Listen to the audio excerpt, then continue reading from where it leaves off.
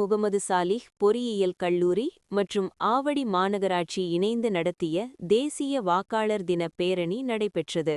இந்த நிகழ்ச்சியில் ஆவடி மாநகராட்சி ஆணையர் திருமதி சரண்யா, இணை ஆணையர் திருமதி மாரிசெல்வி, ஆவடி மாநகர மேயர் திரு ஜி. உதயகுமார், வருவாய் ஆய்வாளர் திரு மதன், தேர்தல் வட்டாட்சியாளர் திரு ஜோயல்தாஸ், கல்லூரி முதல்வர் பேராசிரியர் முனைவர் கே. ஜி. பார்த்திபன், துணை முதல்வர் பேராசிரியர் முனைவர் சல்மா பானு, நிதி அதிகாரி திரு அப்துல் காதர், நாட்டு நலப்பணி திட்ட ஒருங்கிணைப்பாளர் முனைவர் கி. சுரேஷ்குமார், இளைஞர் செஞ்சிலுவை சங்கம் ஒருங்கிணைப்பாளர் திரு ஷாகுல் ஹமீத், பேராசிரியர்கள் மற்றும் 300 மாணவ மாணவியர்கள் பெருந்திரளாக கலந்து கொண்டு பேரணியை சிறப்பித்தனர்.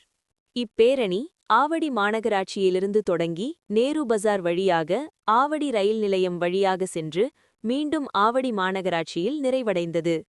இப்பயணத்தின் முழுவதும் வாக்காளர் உரிமையின் மேன்மை, ஜனநாயகத்தின் அடித்தளமாக விளங்கும் ஒவ்வொரு வாக்கின் மதிப்பு மற்றும் இளைஞர்களின் பொறுப்பான பங்கேற்பு ஆகியவை பொதுமக்களிடையே ஆழமாக உணர்த்தப்பட்டன. நிகழ்வின் நிறைவில் அனைவரும் என் வாக்கு என் உரிமை என்ற உறுதியை ஏற்று ஜனநாயக கடமையை நேர்மையும் விழிப்புணர்வுமுடன் நிறைவேற்றுவோம் என உறுதிமொழி ஏற்றனர்.